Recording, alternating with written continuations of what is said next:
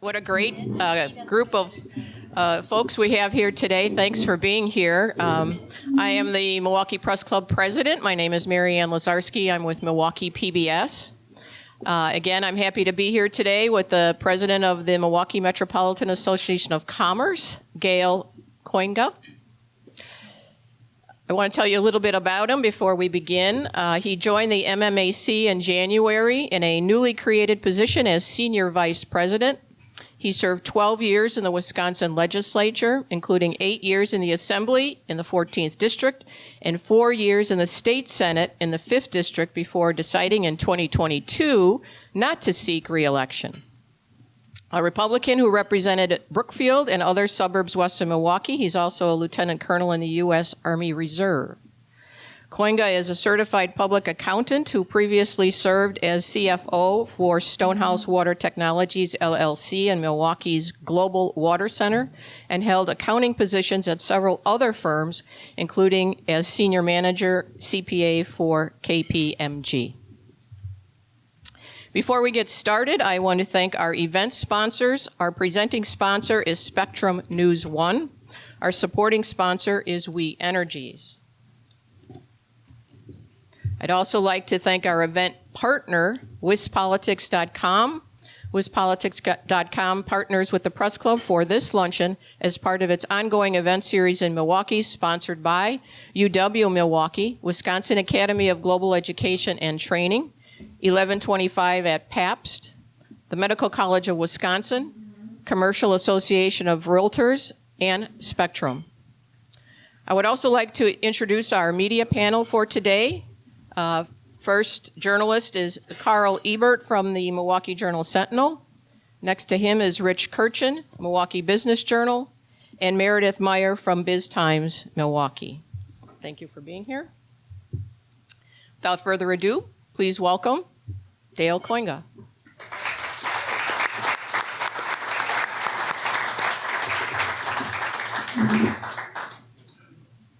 The first thing that we like to present is this special Milwaukee Press Club hat. It's a collector's item, so they're going fast.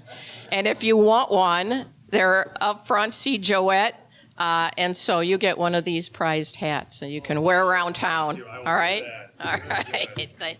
I thought your gift was going to be like legs for the podium to make it taller. But, yeah.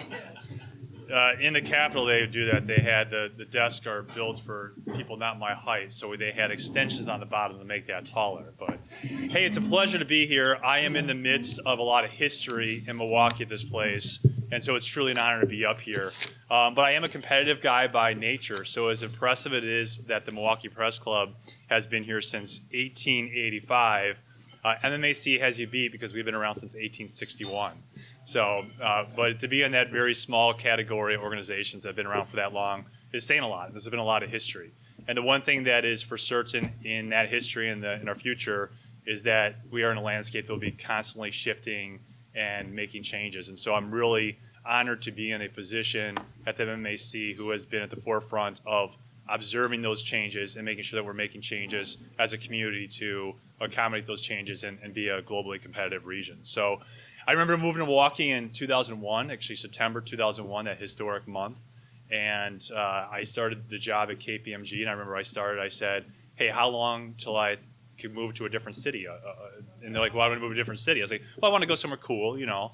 And it took me about 72 hours to realize that this city is really cool. And that's for many different reasons. It's from my runs down the river up the lakefront. It's from places like the Milwaukee Ale House and Water Streets. But really what it is, it's a city that is full of people with very big shoulders that work hard and big hearts that care. And you see that with what we get done in our manufacturing sector, our building sector, and you see that with the level of philanthropy we have in our region. And when I really look at what makes me happy and what's driven my three careers, my legislative career, my military career, my business career, I really grab on to one of the people I really respect by the name of Arthur Brooks. And Arthur Brooks is a lead intellectual. He was the president of American Enterprise Institute. He's been a great writer. He actually just came out with a book with Oprah Winfrey. And he has done a deep dive into government studies on happiness and what makes people happy. And it probably does not shock you, because I see a lot of familiar faces here, and I've had deep conversations with many of you, that the thing that will not make you happy is having the nicest car parked outside, is not having the most beautiful spouse by Hollywood standards. The two things that make people happy is meaningful work and meaningful relationships. And so when I look at what drives me, and I look at the opportunity to be at MMAC, and I look at what MMAC does, it is having our leaders, is the locker room of Milwaukee of our business leaders saying, okay, that was the first half, now it's halftime, where do we go from here? At the core of those relationships is meaningful work and meaningful relationships. And so looking forward to continue that dialogue over the years in this position. I was told, Dale, you're not in politics anymore. This is not a 20-minute speech. This is a dialogue with the press club. So with that being said, let's have a conversation. Does that sound good? All right, you guys go from there? Yes. Yeah. Am I not using my command voice properly? There we go, okay. Okay. So let's start with a kind of broad question. Yeah. As you slide into your new position, what are your priorities for the first year?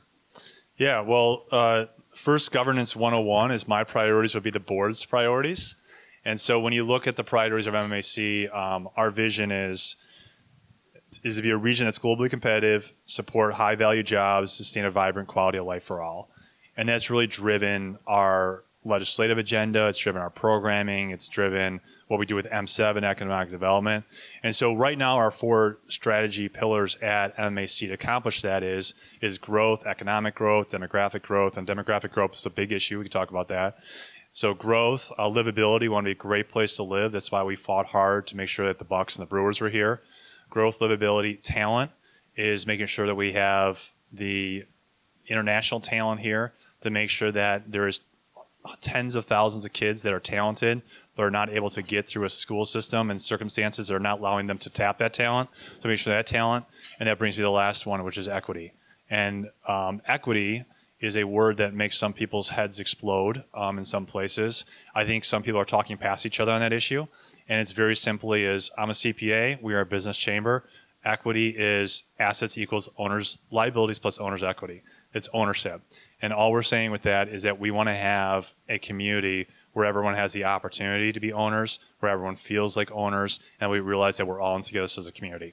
So those are the priorities. Priorities will be to move forward in those priorities. Right now, what we're doing is a strategic review. So I've interviewed over 300 business leaders in the area, 85 board members plus others.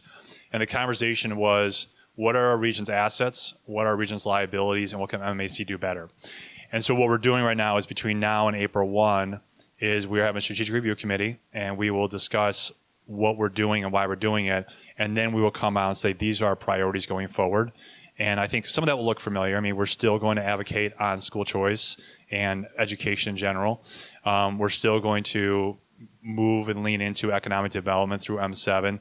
And I think there'll be some new ideas in there as well that will be announced in the months to come.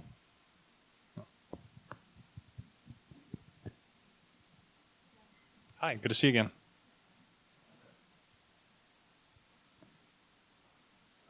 It's not on. But let's see, does this have a long tail?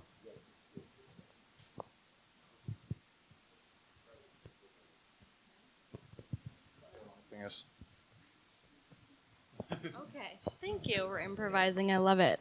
I know that the Region of Choice initiative will probably be part of that strategic review that MMAC is embarking on. And I know, the program itself is it's come to its 5-year mark.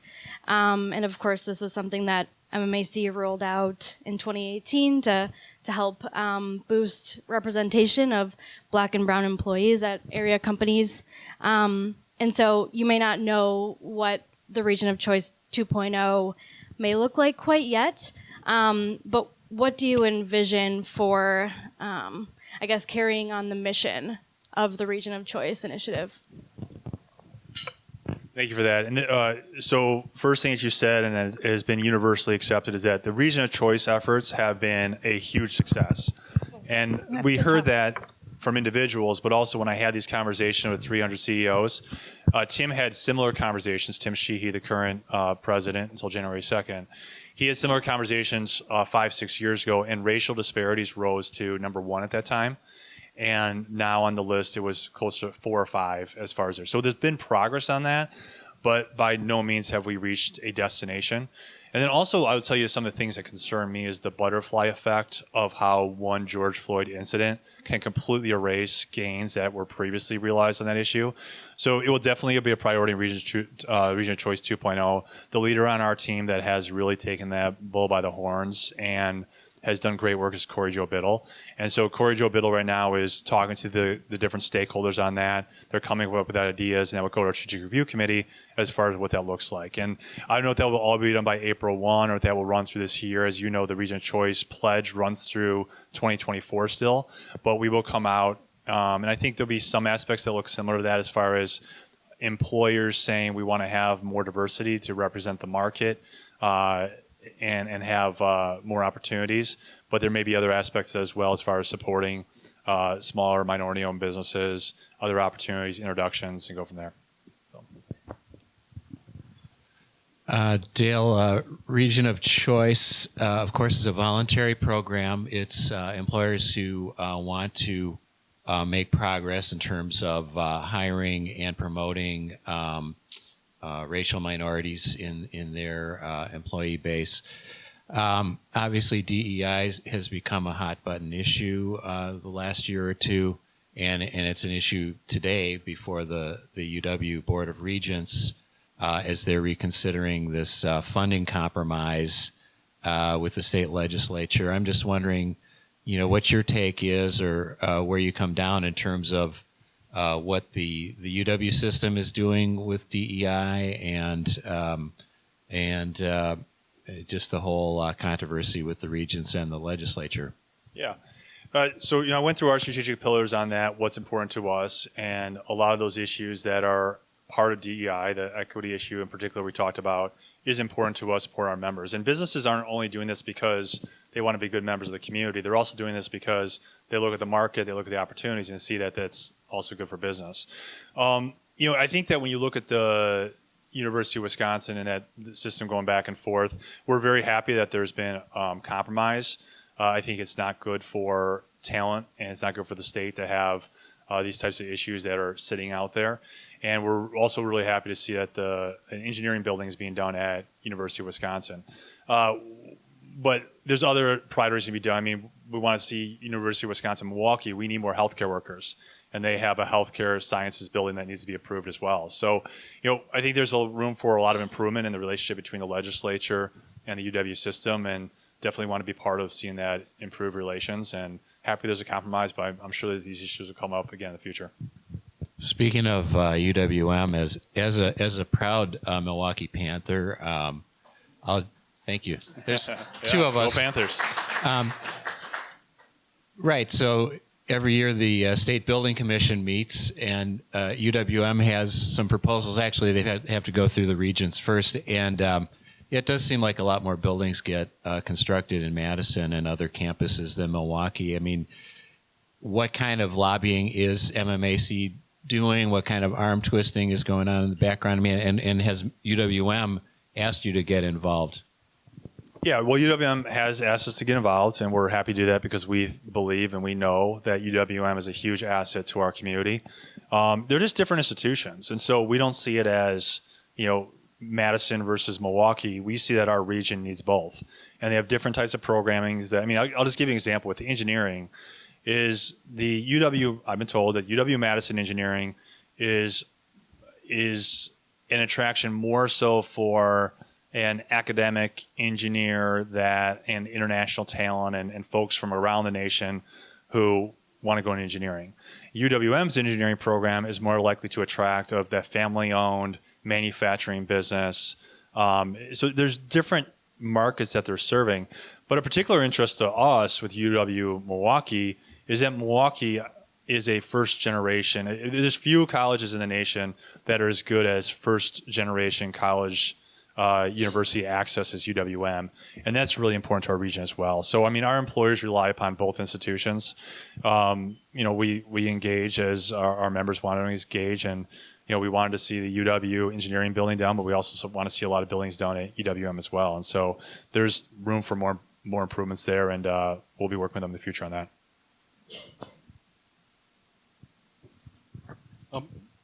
There's been a lot of excitement with the Microsoft announcement. Is this working? Yeah. It is. Okay. Close your mouth. Now it's closer. How's that? A lot of excitement about the Microsoft announcement. There's been other energy in that part of the I-94 corridor.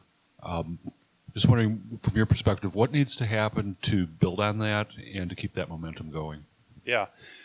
Well, it is a huge investment. It's a huge win for our region. If you look at Microsoft as an international company, they could be, and they look around all over the world, and they chose this region for one of the largest investments in their company history. And it's also the largest investment that Wisconsin has ever had. And the number of incentives used in that project are zero incentives. So the scope of that project, I think, will come out more and more out over time. But the impact of that project is significant. And I think that there'll be other companies that come here that want to be part of that ecosystem. And it talks a lot about what our region has to offer, why they chose us. I mean, we have access to talent. So you talk about, the UW system, or the system of UW, whatever they call it now. You talk about our MSOEs and our Marquettes. That was one reason they came here. But also at the technical college level, we have some of the most efficient technical colleges in the world, with our MATCs and WCTCs, and Gateway in particular down there really caught their attention. Our access to water, our access to reliable energy. So when you're talking about that corridor, I remember when I moved to Wisconsin in 1999, going from Southside Chicago to Wisconsin, you would leave that Illinois border and it was some gas stations, A&W root beer, a couple of adult bookstores. I stopped at 2 of the 3. It was not the adult. And now we are almost to the point where when you are going from the Chicago all the way up to Milwaukee, you are very close to the point where everywhere you see there's some sort of development there, whether it be distribution centers, the U lines. I mean, so there'll be a point here, I think, in the next 5-6 years where you see no agriculture land. It's all developed. And that Microsoft investment is going to gain a lot of momentum. It is a company by culture that is slow on the press release and quick to get the work done and go. And so I think the magnitude of that is going to be huge, and it's going to have a lot of momentum. And what I see us at MMAC doing with our M7 is recognizing the ecosystem that's going to create, and then recruiting companies that want to be part of that ecosystem. And it's, as a father of 4, one of the things that really motivates me, and as I look at this job, is I would like to have at least one of my 4 kids live in the region someday, by mom and dad. And sometimes it's a sign of successful kids that they go other places to seek opportunities. But that's part of my motivation. I remember when we hired Ryan, our communications guy, that was the question that, he's the guy, we want him, is the same thing as a father, to just say, how do we create the opportunities here economically that really make our kids say, I want to live there and I have a meaningful career there. And the Microsoft deal is that type of deal that's going to create those type of jobs. I mean, the average wage there is going to be $90,000 a year. And so when you look at, the impact that's going to have over time, it's going to attract high quality talent people here and then keep people here as well. Kind of going off of that, obviously economic development, there's part of that is, drawing large corporations and focusing on big projects like Microsoft, as you were just talking about. But the other side of that is really fostering an environment that is good for small businesses and entrepreneurs.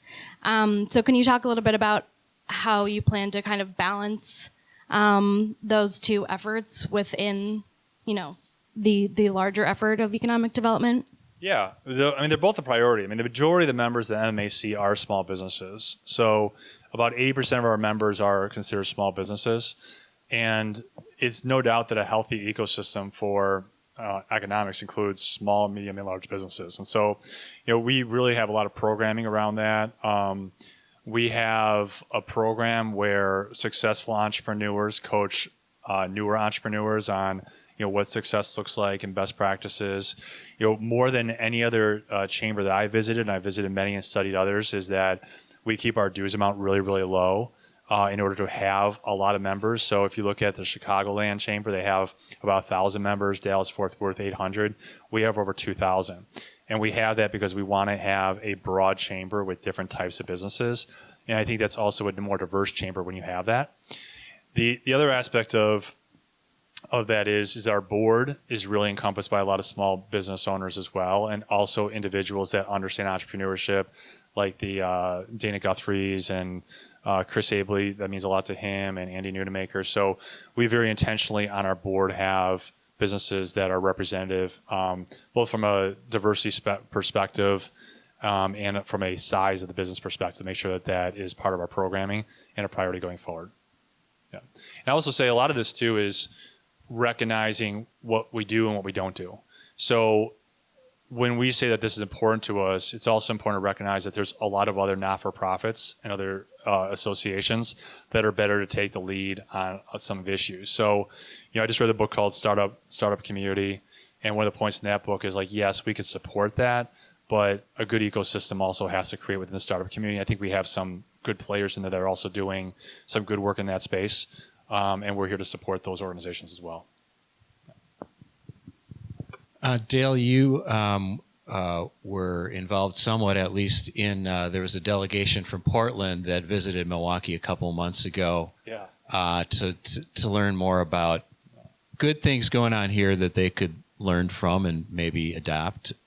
And so I've got two questions for you. The first one is, tell me about that. What was your understanding of what you were discussing, and what was your role, and what was your experience in talking with the group from Portland?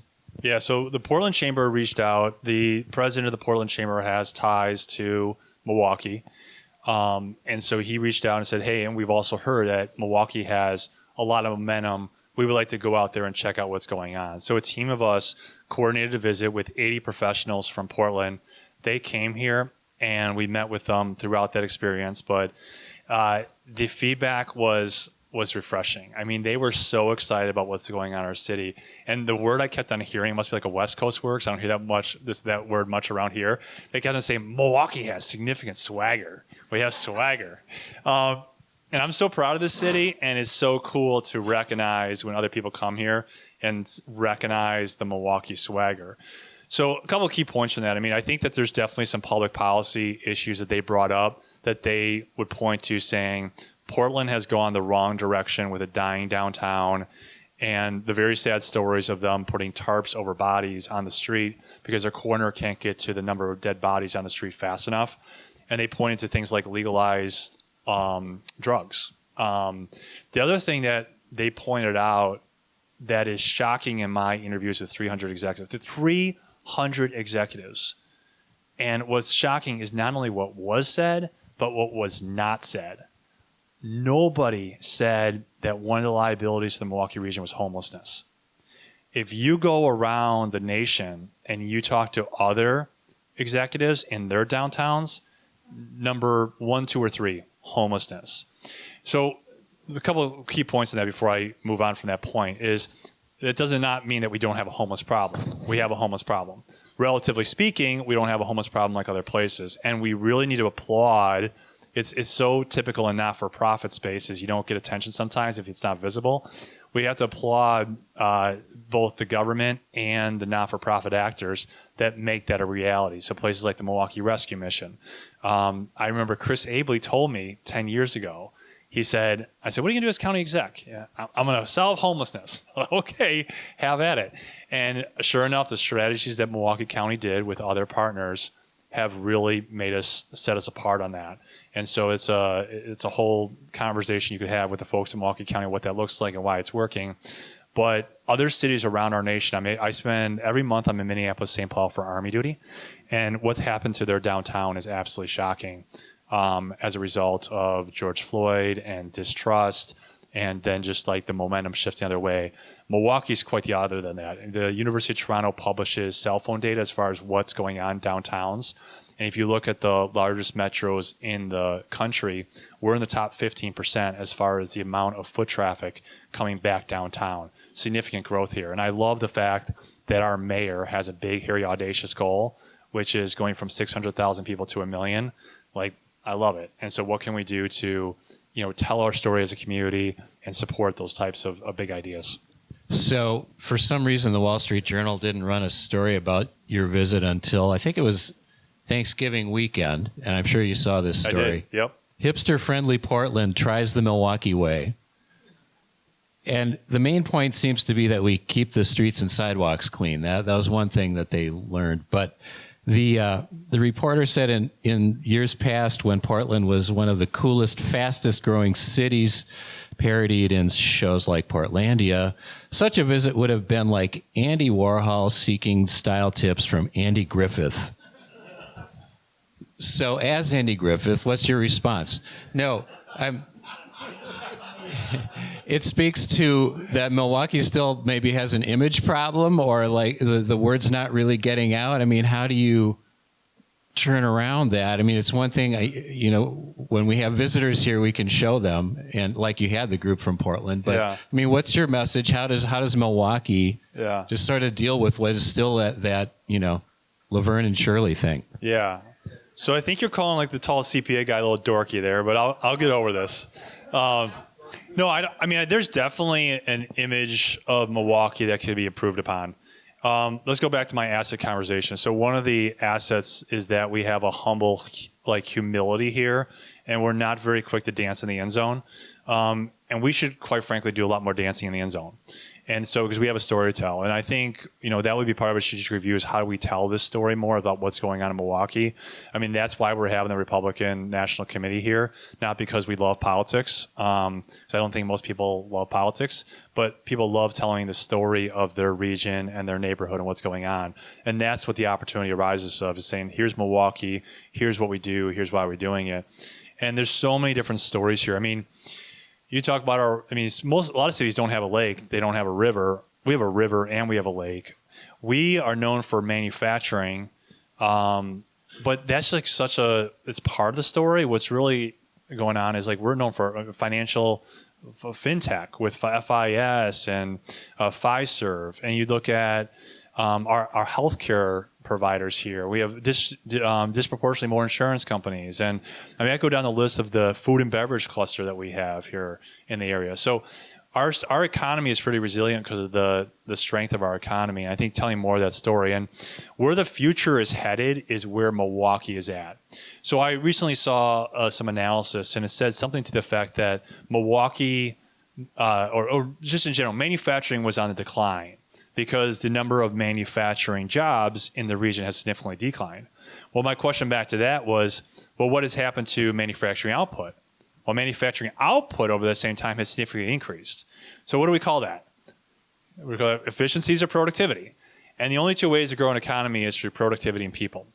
So when you look at what's going on in our region, is we are really the intersection of what's going on with high-tech manufacturing coupled with robotics and automation.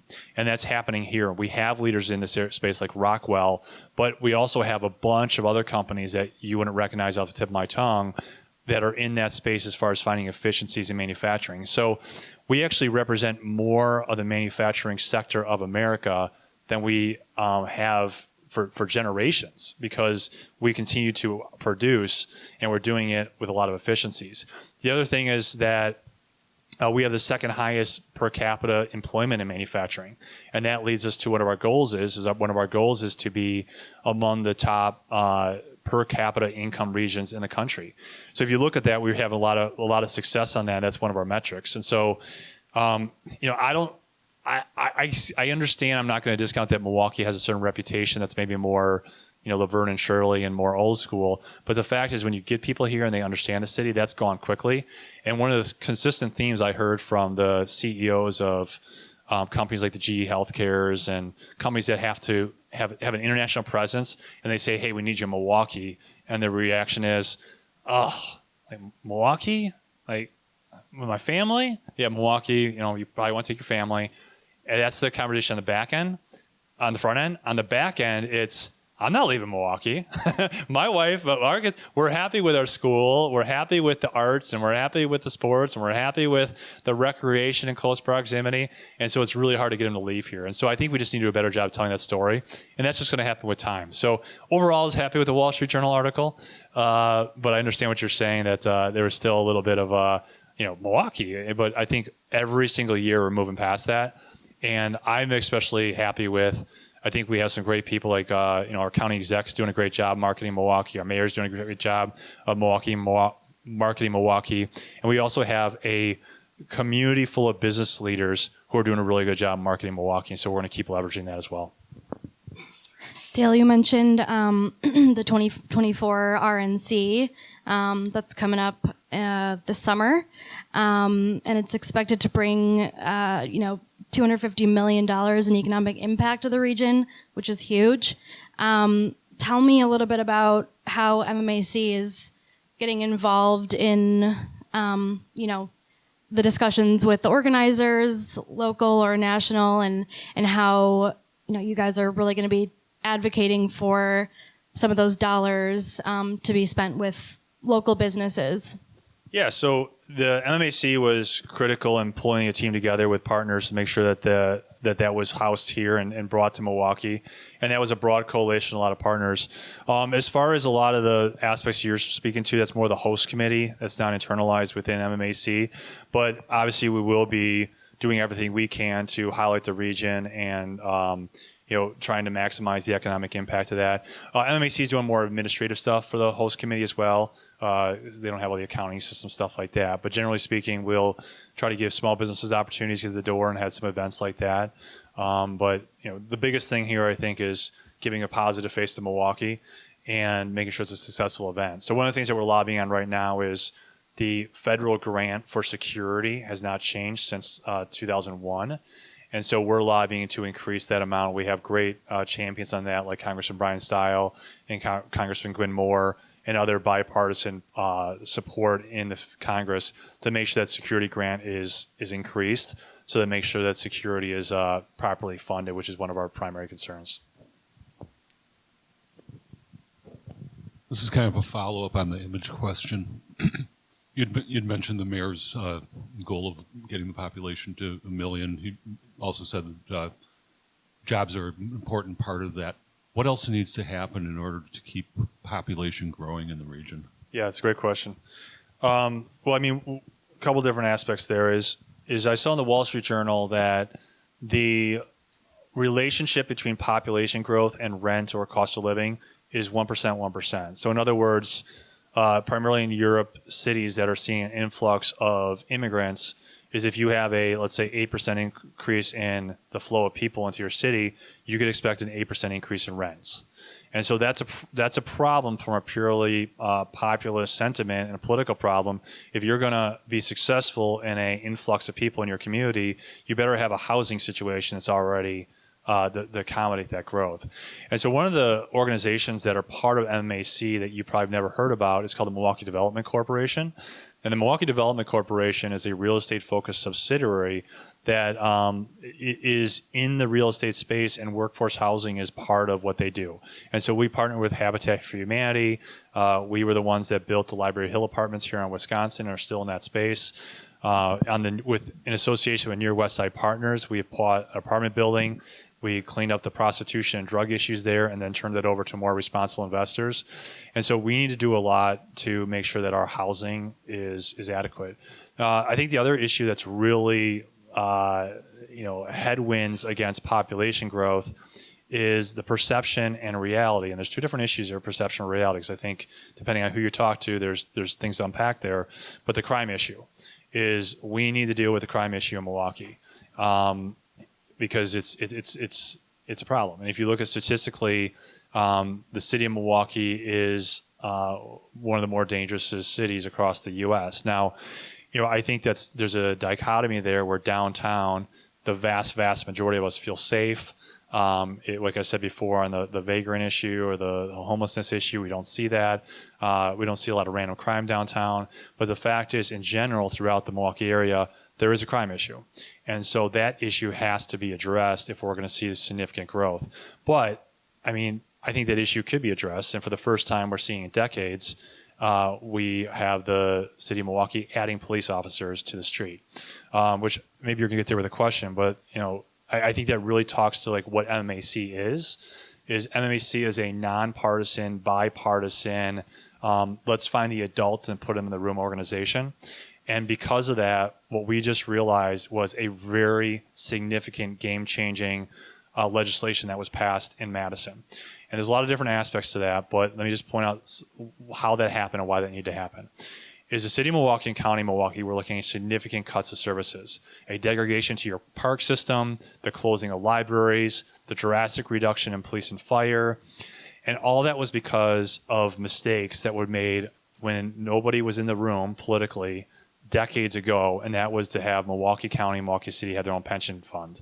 And so we came up with a compromise that was with the county exec and the mayor and also leaders in the legislature. And those folks hammered out that issue for months on end, really over a course of years, and said, how do we both get to a yes? How do we both get to our priorities? And that was a significant win for our region. So now we have a local revenue source to pay for that. We have an increase in shared revenue.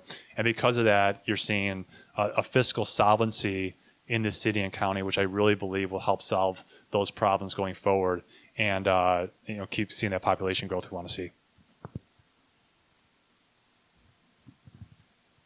So you've been essentially living and working in the business community for the last year after a number of years in politics. Any preference? Well, I like the question because I'm going to dismantle the question a little bit as far as preconceptions. And this happened in the interview process. Is when I was interviewing with the board for the position, they looked at my resume and said, we thought of you as a legislator. We kind of forgot that you were so ingrained in the business community. So, when I look at what I did the last 12 years, I mean, really my time was split in thirds, and not on a daily basis or weekly basis, but over the course of a year, over the course of my career, about a third of my time was spent in the U.S. Army. I did a lot more time in the U.S. Army than a typical reservist, and there's a whole different conversation about what I did, why I did, what I did in the U.S. Army. The short story is the failure in Iraq and Afghanistan wasn't because of the ability to enforce and execute combat power. It was because we were unable to do transitional governance and win like we did 1945 through 1960 in the European theater in Japan. If we would have had those citizen soldiers with those skill sets in Iraq and Afghanistan, we may be looking at a transition there that's more associated with Europe's success today or Japan's success today than what we see in Iraq and Afghanistan. So I did a lot of work trying to fix that for the Army over the last 12 years. That was one of my jobs. The other part of my job was CFO consulting, working with startups. I did just as much time as that as I did in the legislature. In the legislature, obviously, you probably know me more from my work there. And so that's why I love this job and I love that question is because I am not a political person by nature. I am a policy person. I love policy. I love relationships. And so when I look at that background, I look at what I could do for the members of the MMAC. It's that business background and that political knowledge that I believe is going to help this region solve problems with the adults in the room. And so what do I like better? I know the legislative world or the business world. I like them both equally, and I found the perfect organization that accommodates that. Are the adults in charge in the state legislature? I think there's times on different issues. I mean, I think the thing about politics on any given day in any single body, there's times where there's adults and there's times where you're like, okay, can I get some adults? But, I think there's some really good people in the legislature across different parties that are really solving some problems. I think that the governor deserves kudos. I mean, on things like we just had a significant increase in the funding for choice and charter schools, a significant increase. I mean, that is something that most Democrat governors would not have done, but the governor worked across party lines and worked with the business community on that. And then the legislature also the legislature, for example, on the whole deal we talked about, I mean, they don't like to raise taxes. They don't like to raise taxes. And they agreed to allow a local option sales tax as a compromise because they said, okay, we understand the back and forth on that. And if you're just being a social media drama queen, you don't make deals like that. And so I think the answer is yes, is that there are adults in the room in those bodies, and we'll continue to work with them. I was curious because you're currently a lieutenant colonel with the U.S. Army Reserves, and as I understand it, you have command of about 200 soldiers. There's not many executives who also, have that as sort of what they're doing on the side, so to speak. So I think it's really interesting. Can you just share a little bit more about that experience and what your current responsibilities are, and how that also kind of translates into your business leadership? Yeah, I love the question. Thank you very much. So you're right that there's not a lot of executives that are also serving in uniform. But I will tell you, especially when you get to the rank lieutenant colonel and above, most of those people are executives that have significant other obligations in the civilian world. We have General Ernie Latinsky here, who is at a RBP chemical company. He's a general in the U.S. Army Reserve. Dirk Demink, who locally was in the business community as well. I mean, he was a 3-star admiral and also was running a large architectural firm. So when you look, it's not so much part of this Milwaukee community. We don't have a very strong military community, but nationwide is we have executives that are at very high levels in the military, and they are serving. And that is critically important right now, because the war that we're looking at with our adversaries is not a war that's going to be fought with tanks and artillery. It's a war that's going to be fought with investment and information operations war. It's a war that's being fought more with people who have civilian experience than people that know how to shoot off a howitzer round across a militarized zone. So I believe, and I think the search committee found this too, is that having that experience and having that insight as far as where the international world is going and where we're at, I think will really pay dividends for the MMAC in our community. I'll give you an example is, working with one of our board members, Bill Berrien, and also with WMC, we recognize that, we are the manufacturing excellence hub of the country. And yet when you look at defense spending, we're number 30 out of 50 on defense spending. There's the huge breakdown there of like, why are we so far down there if there's such a need for this? And so we just formed an actually statewide association, MMAC and WMC, that is going to start doing some programming and some networking and get to the bottom of how we could be more part of that defense industry. I mean, we have Oshkosh here, we have Marinette Marine, we have DRS Power Systems. I sense that we have tons of, not the primes, but the contractors that serve the primes are already doing that work. But there's a real opportunity here to get more organized on that front and seek more work and more opportunities for Wisconsin businesses. So we'll be doing that. But I think there's incredible synergies. I love doing both, and I just love leading, and I think leadership's leadership. And having serving country and serving the Milwaukee community. I think that the board, when they made the decision to hire me, found that as value as well. And we hope to continue that momentum.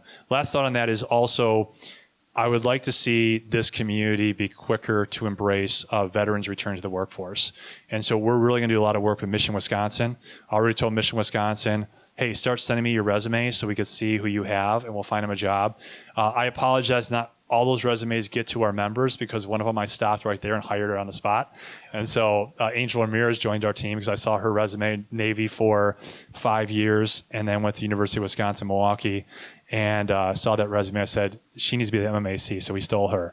But I really want to get I don't see why we cannot be a community that says every single member that's leaving the military is guaranteed a job in this Milwaukee community. And I'm going to do some research and some homework to see if that's a promise we can make, because my sense is that with all the opportunities we have in this region, that's something that shouldn't be a heavy lift for us to say, hey, if you honorably serve your country, we got work for you in the Milwaukee region. I think this is our last question before we open it up, but kind of a personal one.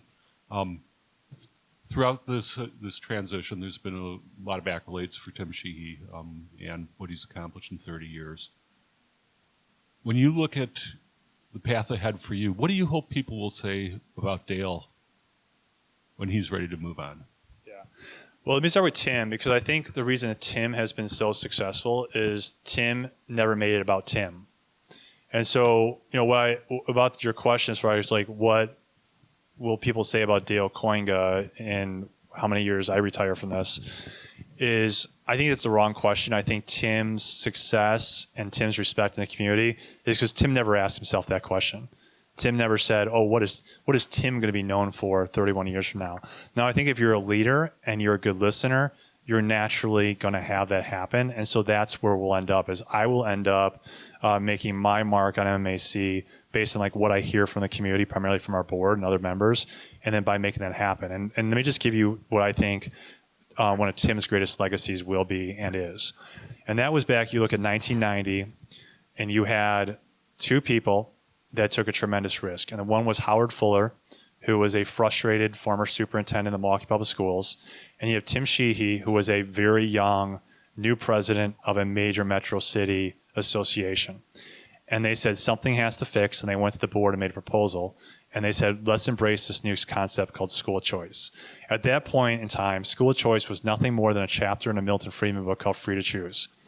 And it was those two guys who then corralled very heroic legislators across party lines who said, let's try something radically different. And you can see now in what impact that's had in Milwaukee, and then spread to Racine and statewide, and in the interim and continuously now, it's an idea that has gained traction throughout the whole country. The concept that parents should be able to send their children to schools that match their parents' principles and priorities. So the principles and priorities and their standards. And I think that's what Tim's legacy would be about many other things. I mean, I don't know if a chamber could have got the Brewers to stay here, or got the Bucks to stay here if it wasn't for Tim. M7 was a creation while he was there, and you see all the economic development have from that.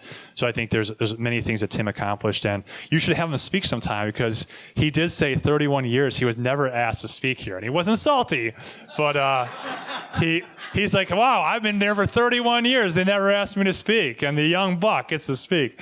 But Tim's impact on this community has been huge, and I think if I do the right things and listen and just work hard, that hopefully I can make an impact like Tim did as well. Thank you very much. We'd like to thank our media panel again. We want to leave time for your questions.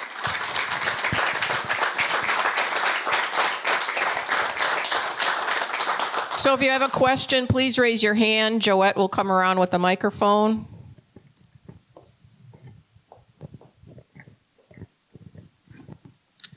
Hi, Tim. I moved here to Milwaukee about the same time you did.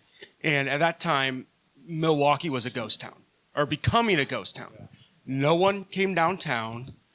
People were flooding away to the suburbs. But yet when I went to Madison to talk to legislators from outside of Milwaukee, they didn't really care if Milwaukee went to hell in a handbasket. They saw it as a financial drain and something that was hurting their community. I think that is changing. You can see from the pension issue and other things that people are starting to realize that without a healthy, strong Milwaukee, you don't have a healthy, strong Wisconsin. So what do you credit that change for, being? How did that change happen? And how do we continue? Because there's still a lot of pushback from legislators in the other parts of the state to invest in Milwaukee. So I'm going to be confused with two people in perpetuity in Milwaukee for many reasons. One is Tim Sheehy, which is fine. He's a good guy, so that's okay. The other one I get all the time is Steve Novak. So that does happen very frequently. There was a pronounced change in tone. So what year was that you went to, and would you say that first conversation you mentioned? 97, okay. I'd say there was a little bit of that tone. There was that tone to a certain extent when I was elected in 2010 to legislature. Now, my Senate districts changed over time, but generally speaking, people never understood how much of Milwaukee I represented. I had over 20,000 in the city of Milwaukee. Half the district was in the county of Milwaukee. And so I think there was a group of us, Alberta Darling included, Mike Kugelich, that had these districts that went into the city. And then when those conversations came up, and usually with more ignorance in a closed caucus setting than an open setting, we slapped it down right away and just said, you know what, this is one economic system. I do think that, like, the Brewers and Bucks help pull them in. I mean, it's just different experiences. And I think that also as generations pass, there's less and less and more of a stick it to Milwaukee, ignorance about what we are. And so I really feel I have not, and I would challenge you, and maybe someone's going to send me something, but I have not heard an elected official from out of state say something negative about Milwaukee in a long, long, long time. I would say over a decade. So I do believe that there is a recognition there and appreciation that we're one state with different cultures and priorities and philosophies, but an economic system that's intertwined. And I do believe that we have that. And our two champions on the big fixes for Milwaukee was actually Tony Kurtz, who is from the area just south of Fort McCoy, Thomas Sparta, just south of there, north of Wisconsin Dells, south of there. So Tony Kurtz in that area, organic farmer, and then Mary Felskowski, who is from northeast, northern central Wisconsin, very rural. I mean, we have champions, and I think we've been successful in breaking down those walls. And I think that momentum has significantly gained speed with the new leadership in Milwaukee as well.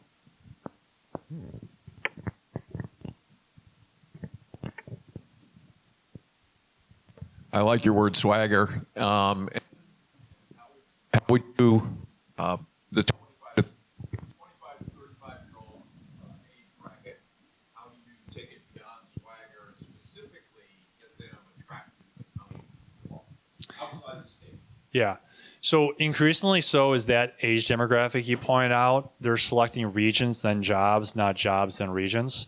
And so we really could do a good job, and we'll work with partners on this across the landscape here. But, I'm just telling you, as like a kid who grew up in Chicago, like what I do now just still blows my mind. And I will have days in the summer where I wake up, I go for, a run on the lakefront in downtown Milwaukee, shower up, have meetings in the morning, go to a Brewers game from 1 to 3, go home, have dinner with the family, and then we'll go out. We're part of a boat club on Pewaukee Lake, and then we'll go out on Pewaukee Lake or Okauchee Lake is the other option. So, I mean, just look at my day. And, I could have, and when I say like breakfast, I mean like some really good restaurants and really good lunches. And then, oh, by the way, the art scene. And so when you're talking to young talent, and they're looking at where they want to live. I mean, New York City has nothing on us on that. Neither does Chicago or LA. I mean, San Francisco. I mean, we have all that, which I could literally do in one day. And I think like especially that 25 to 35, that's very attractive to them. And I also think there's a huge opportunity for working mothers throughout this country to look at what we have to offer.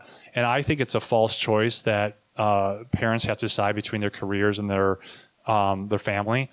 I think you could do both fairly successfully, but I think you could do it better in a city like Milwaukee, where you could whip around the city so quickly and have so many family experiences with your family in one day. Like I just put out, like professional sports, good restaurants, and lake country.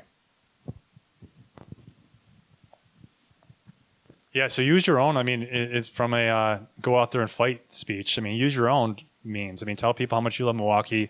Get on social media, highlight that kind of stuff. Stop being so humble. You're not bragging.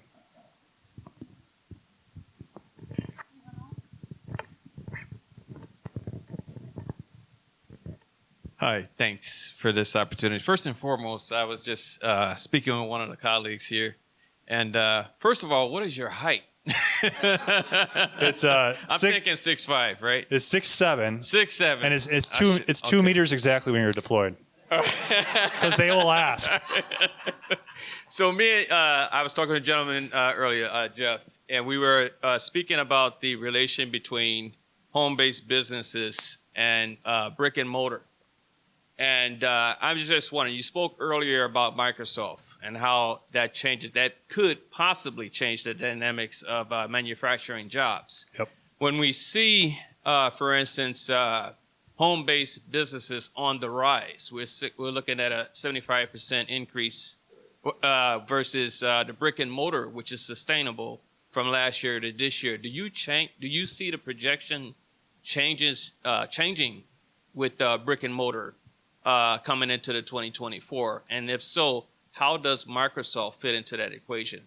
So you're talking about retail specifically, or just general physical presence of economy versus digital? Yes, in the economy, yes. Yeah. Well, I mean, I think that the Microsoft investment highlights that there is no such thing as a completely landless digital economy. Like that is all powered in one way or the other. And in that particularly, the amount of the amount of power that is required for your phones, the amount of infrastructure required for that is a huge investment that creates jobs and opportunities. And so we're going to be on the forefront of that going forward. So I think that we are doing a pretty good job as a region cracking the nut to make sure that we're tapping into this new economy. I mean, distribution is a huge part of that new economy. And if you look at the corridor that we talked about between Milwaukee and Chicago on 94, I mean, that's really taking advantage of that part of the economy.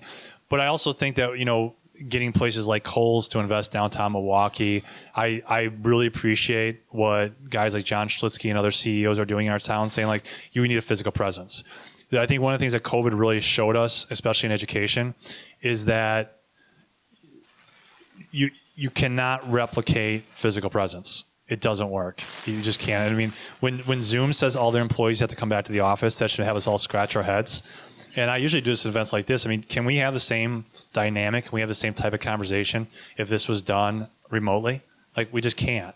And so I think that's a big part of the Milwaukee community, that people still appreciate that and value that.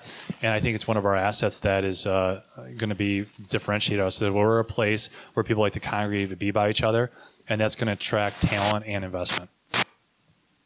Hey, little alibi. I said earlier the Microsoft investor average raise was 90. It's actually $76,000. 76. Before I make my comms guy nervous. Any other questions? Okay. Back to the reference to the younger working demographic, 25 to 35, and also your comment about employers wanting people back in the office, at least for part of the work week, and sometimes even big dynamic companies getting some pushback on that. Is it your sense that a lot of the businesses in the metro area are on top of that and doing things to attract those younger workers and the kind of lifestyle that they want to have? You mentioned they choose the region before they choose the job. Are they of the mindset to do what they need to do to attract that workforce and keep it? Or do you think that there's still some work that you at the chamber and other places still have to do? Yeah. Well, yes and yes. I think that there's companies that are doing it very, very, very well, and there's companies asking, how do we do it better? And that's what MMAC does. So we actually have a group that forms, and those companies are sharing ideas. And you're saying, well, why would they share ideas? And they want to collaborate. They're hungry, and they realize it's not always the same talent that they're competing for. It's trying to get people to. I mean, talent comes in many forms. It's convincing people to not retire to Florida, but staying here in one way or the other and continue to be part of our economy. It's about getting more people through our K through 12 system. It's about having people moving here. It's about being a place that's welcome for immigration. Like, how do we be a place that welcomes immigrants so that if you look at our startup activity is below the average of a city like Chicago. And the reason for that is because Chicago has more immigration, right? And who's more likely to start businesses? It's immigrants versus the general population. So I think our companies are doing a very, very good job on it. But I think that a lot of companies can still learn from others. And it's an evolving thing. It's an evolving messaging. And I think most companies are doing pretty good on it in the region. We have time for one more question, if there is one. No, in the corner. Last one, best one. Yeah. Hello. Thank you so much for your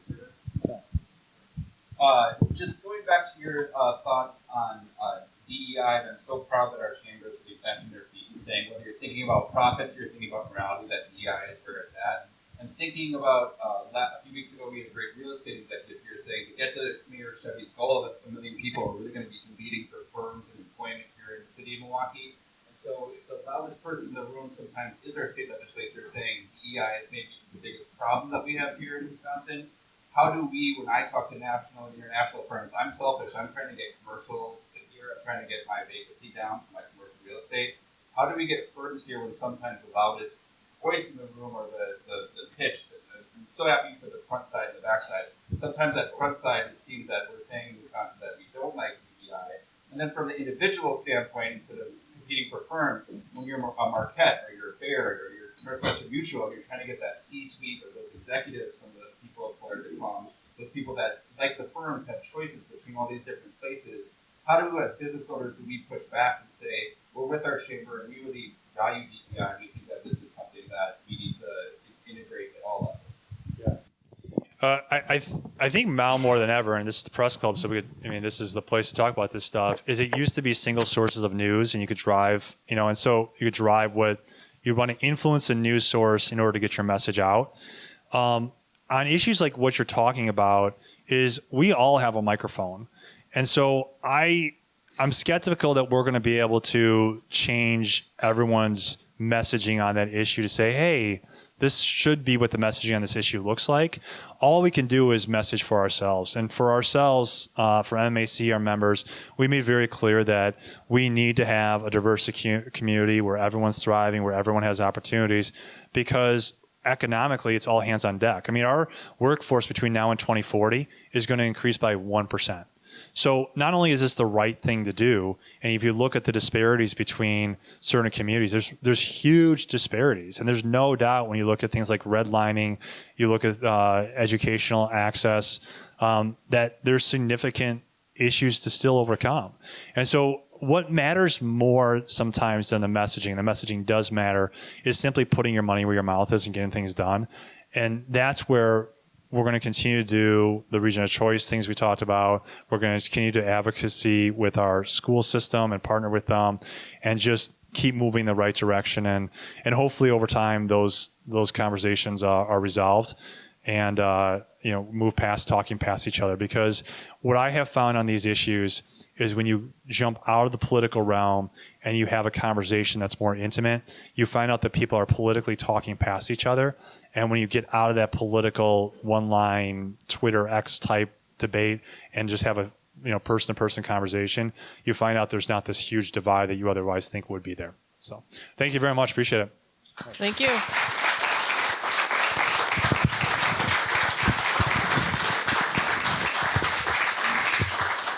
Okay, before you all depart, just a few comments here that I need to make. First of all, thanks again for all of you for being here. Thanks to our event sponsors and the Newsroom Pub and Safe House for being the hosting sponsor of this event. If you're not a member of the Milwaukee Press Club, you should be. We have various levels, and if you need to know more about that, go to MilwaukeePressClub.org or see Joette, who's in charge, and she will answer your questions and take care of you. We have some great events coming up that you might want to put on your calendar. Thursday, January 25th is our City of Milwaukee's 178th birthday party at the Grain Exchange. Tuesday, January 23rd, UW Systems President Jay Rothman will be here. And Thursday, February 8th, Craig Gilbert, recently retired Washington Bureau Chief and National Political Reporter for the Milwaukee Journal-Sentinel, and now Lubar Fellow at the Marquette University Law School. So those are some great events coming up. Again, you could always check our website if you forget. But thank you again for being here. Have a good afternoon.